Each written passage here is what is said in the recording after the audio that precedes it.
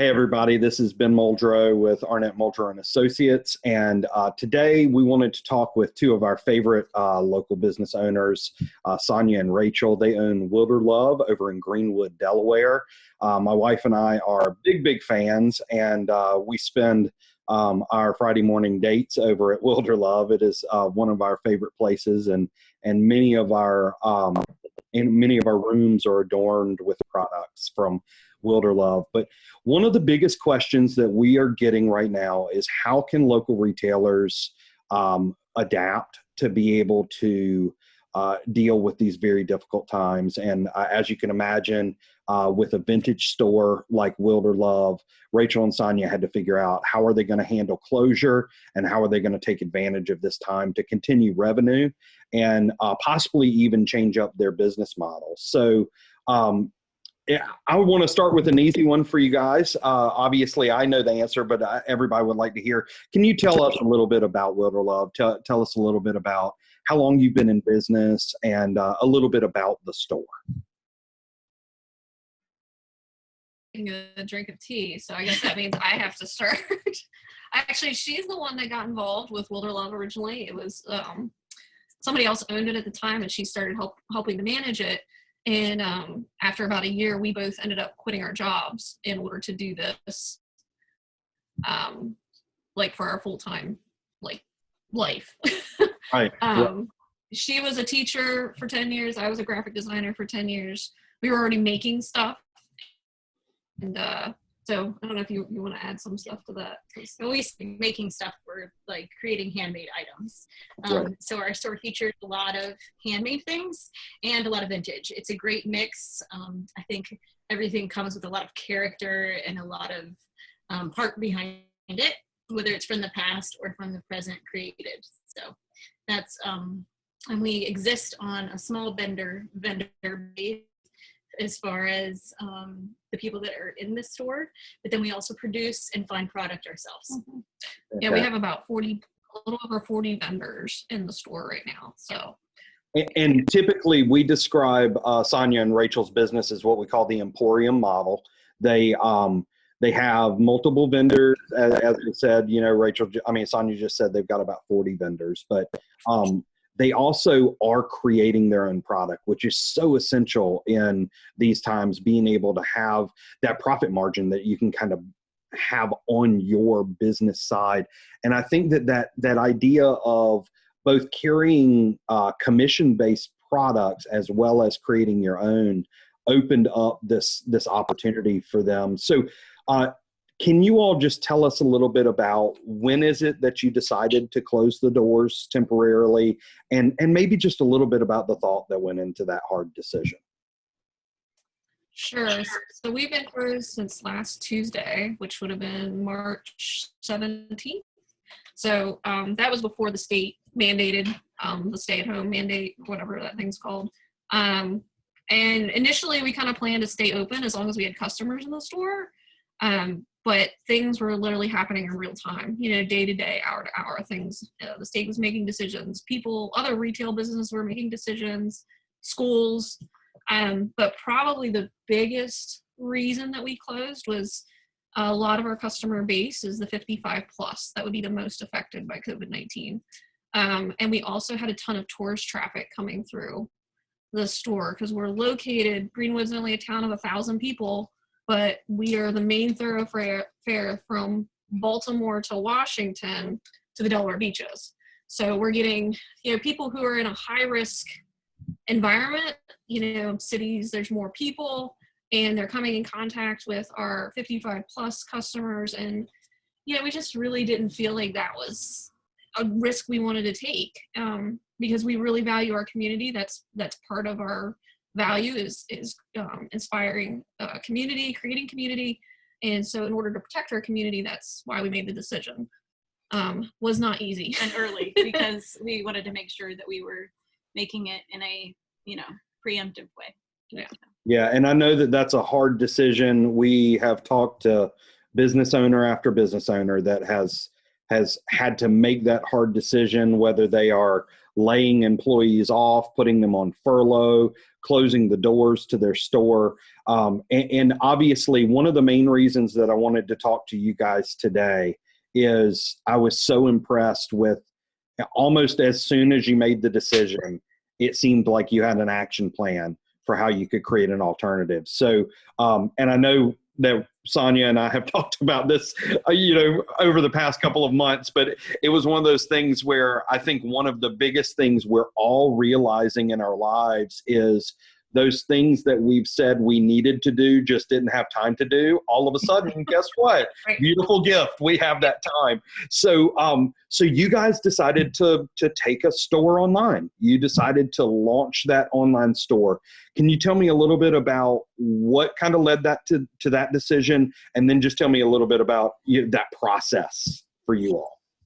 Yeah. Do you want to take this one? Or do you? Well, we've been thinking about it for about 1.5 years, as you probably know, taking some of our inventory online just because of the changing markets. And we have a lot of through traffic or people from other areas that come and they're like, how can I keep buying your product?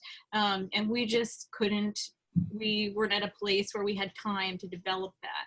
And so this has been a great opportunity to do that. Right. Yeah. And you decided, there are quite a few different payment portals and processors that stores use, but you guys have been based on the Square platform for quite a while. Is that correct? Yeah, almost from the beginning. I did try one other system, but Square was just the more user-friendly for me. And you decided, correct me if I'm wrong, it looks like you decided to use the Square functionality to actually start the online store through your Square backend. Is that correct? Yes. Yeah.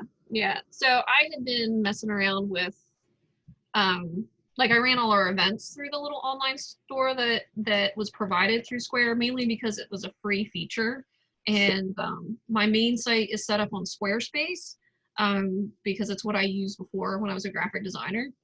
So I was already familiar with that, but I didn't want to invest the money in Squarespace to do an online store through them because their third-party plugin was a lot more expensive than what Square was offering me. So I kind of had some familiarity with it, but actually Square just is changing over to using Weebly, which is their third-party plugin. And so that's why we chose to use it, because it's all integrated into Square, which is already the system we're using. It's not pulling in one more form of. It wasn't a huge learning curve from what we'd already understood. We could invoice from it. We already knew how to do that. So absolutely. And just to clarify, for those of you that that maybe aren't as familiar with it, because I know it's confusing, Squarespace is actually a place where you can go and you can buy hosting. You can set up your website directly through Squarespace. So that's a host.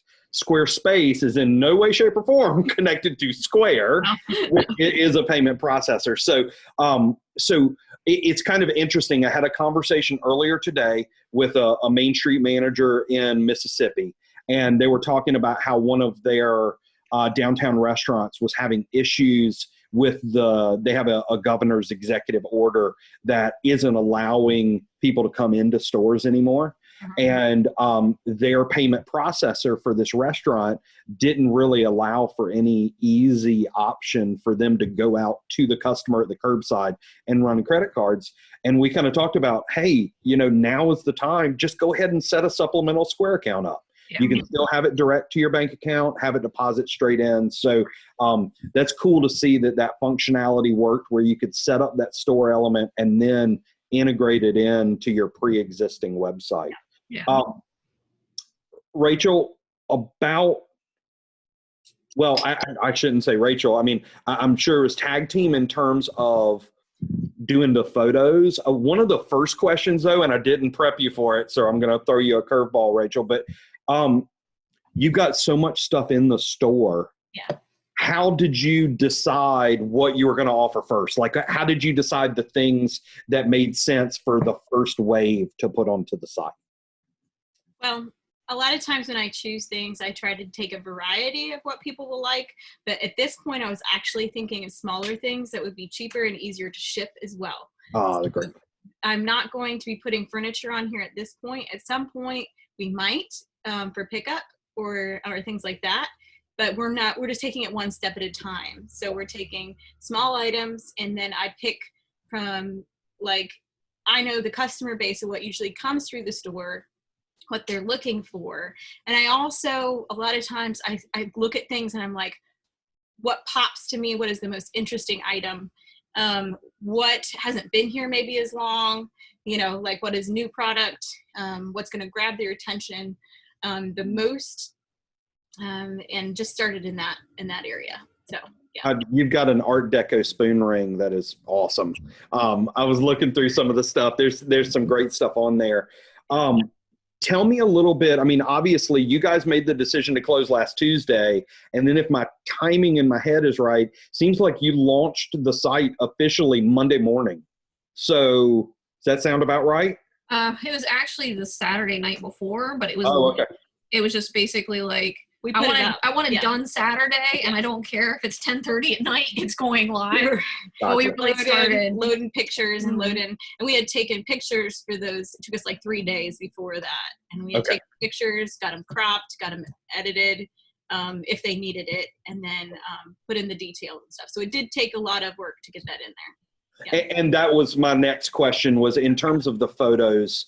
I would love to hear a little bit about how long did that process take, and you know, what did you do, or what would your advice be, maybe to somebody that doesn't have the photography technical background? Are there some tricks that you might think of that are just easy to pull off professional looking photos?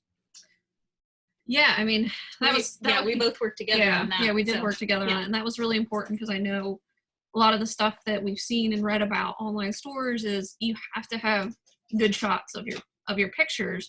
Now we have a digital DSLR, so we can get decent pictures, but a lot of your phones these days, you know, the what's the word? Not ratio. Resolution of them is so good anymore. You can use phones. Yeah, you can use phones. So, like, what we did is we have basically we created a makeshift photo booth outside that uses filtered natural light. So it's not direct sunlight. So we have a porch. It's on the porch. There's no direct sunlight. And we just tried to choose, Rachel ended up choosing some neutral backgrounds, like a fabric that covered, you know, just so that it makes whatever you're photographing pop real good. Right. We want light neutral colors. Yeah. And the I natural. love that distressed wood Yeah. that you used on the jewelry stuff. That was really cool. Yeah. And it's, you know, that neutral background also helps your product pop. Like, it gives it the natural color of the product, which is really important when you're selling online. Coloring is important. You don't want it to look like it really looks. Right. Great point. Great point. I would never have thought about that. And then consistency in your picture backgrounds is really helpful because it just makes your site look nicer. That's a good point too. I didn't think about that. How many products did you launch with? I don't know how many. 150 maybe. Okay. All right. Because I was going to say 3 or 4 pages. Yeah, we've been adding to it, and we're continuing to add. I mean, it felt like 1,000. Yeah. No, it was only 150. Now that you have the functionality, now that you have the marketplace, have you integrated that or started to tell that story through any of your other social media? Like, how are you promoting that you have an online store now through Instagram or Facebook, or since this is literally your first week, I mean, you're like 4 or 5 days into this, is it almost a little bit more of a slower start and just kind of getting the process down and then maybe do a little bit more of a boost later? I think it's a combination of both things right now. I'm trying to work on some social media, like just kind of boosting up my social media presence, like the quality of what we're sharing with people to kind of engage more. That's kind of my tactic, is just to increase some engagement. We ran both on Instagram and Facebook ads. It seems as though Instagram is actually more successful for us right now for whatever reason. It just seems like we're getting a ton of traffic from Instagram. And then we're also hashing through figuring out what the back end looks like. Right. For this. Right. And the shipping. I mean, what, Yeah. like, yeah. where are we getting the shipping printed from, or are we taking it to the post office? You know, Yeah. like. Right. Okay. And that brought, with your Instagram account, are you set up as a business that has do you have swipe up functionality on your Instagram? Currently, we don't.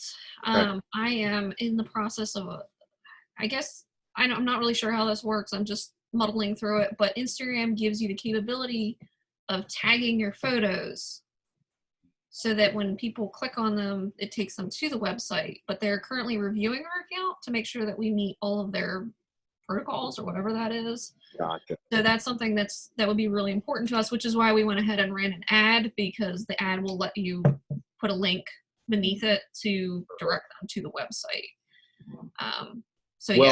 And just so you know, I mean, I saw it on Instagram, went to your profile, went through the link. Actually, I saw it on your personal account, followed the link to the store account, then went to the profile, then went to the site. So, even though sometimes the way you get there can be a little convoluted, it worked perfect. And spent some time on the site. And then I know that Lee did it as well. I think one of the biggest conversations that we keep coming back to as well with our merchants all over the country is, being able to have a digitized inventory, being able to sell online, that is a very, very valid tool and tactic. And in most businesses, it's probably a necessary one. Mm-hmm. Now that you have the groundwork done, how much will it take I don't know whether it's a revenue standpoint or I mean, obviously it was manpower intensive, but you also have kind of gotten over the hump. So, from a maintenance standpoint, do you feel like when things start to go back to normal, will the new normal for WIlderlove include that dedicated time to keep that sales channel open, or do you see this as more of just a temporary solution for you guys? I don't think we see it as temporary. So I know that's where we were heading anyway. So no, I 100% agree, because like we mentioned earlier, or Rachel mentioned earlier, we have people that are coming from out of state that are saying, do you have an online store? Or people who want to purchase a gift and have it shipped directly to somebody who lives out of state. We are in a tech world, and so I knew that we needed to get more online, because it keeps people engaged. It's almost like if you don't have a website, you don't exist anymore. Right. And that has good and bad things, but it's kind of like this is a season and a time where it's forcing you to do things that you have talked about and you didn't necessarily want to do, but now's the time to figure it out and do it. And it will have all the time. Yeah, it will change our routine. We're like what we are doing. Like we have to kind of decide who's doing what and keep it consistent every day or every week. And then also we may have to cut out some things that we normally do in the store. Like literally we might have to close a day so that we can keep a consistent schedule of what we're doing and maintain enough time spent on everything. So we're just not sure. We know some of the things, how it looks, but we're not sure everything yet. Yeah, so. we basically have thrown everything on the table and been like, what is working, what's not working. We do feel like this is something that's important to our business moving forward. We feel like it's going to be kind of an essential part of our increasing our revenue.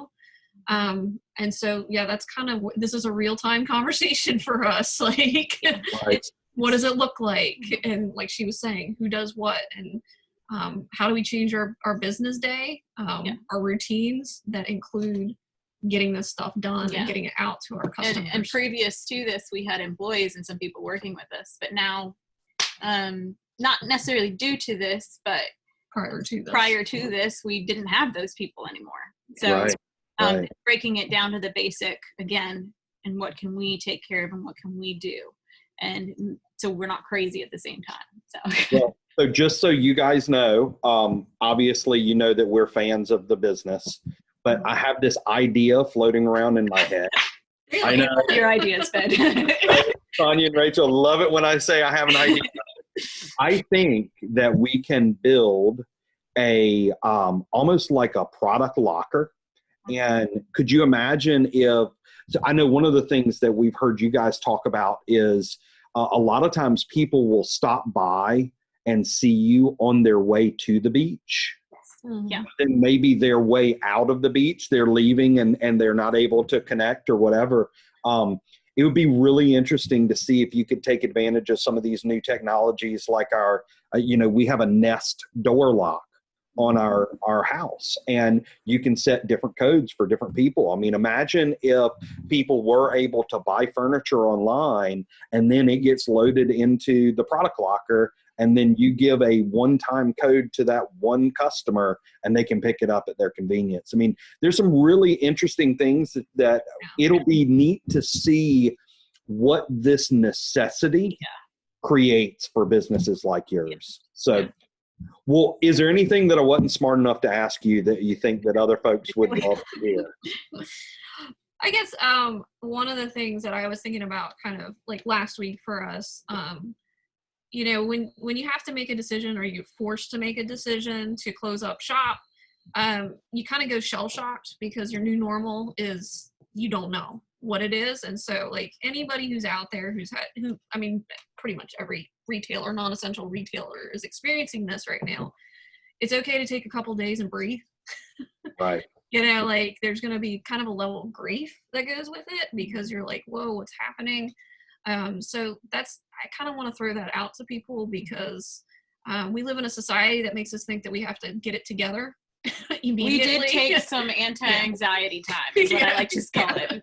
That's to rest. If you feel tired, go take a nap, and then come back because you have to keep your mental health in the middle of it. Absolutely. Really do. Well, and as you guys know, I do a lot of work with our Main Street organizations all over the country. There are nearly 2,000 Main Street organizations across America. And one of the biggest things that we've heard is this organization that for the longest time really serves as an activator. Now they're converting into the role of a community therapist. Mm-hmm. It's really amazing. I loved that term. I heard it from a friend of mine who's the coordinator in Iowa, and it just perfectly captures what a lot of these local business owners need right now. So Sonya, Rachel, thank you guys so much for taking the time to talk with us. Hopefully some of this will help some of our other business owners across the country who are struggling. We applaud you. For everybody watching, I would love for you to go out and just take a look at what Sonya and Rachel have created. You can check it out at WIlderloveStore.com. You can also find WIlderlove on Facebook and on Instagram. And just remember, it's not as much about, it's so hard, this conversation about shopping local. It's about, I want to reward the passionate ones, the ones that are being creative, the ones that are doing the hard work. And sometimes that might not be a community that's in my hometown, but it's a business that's worthy of support from everybody. So thank you all for what you're doing. We look forward to seeing you again soon. We'll keep our fingers crossed. One day. We'll see you some Friday in the future sometime. Just keep the good products posted, and we'll talk to you all really soon. Awesome. Thank you. Thank you, guys.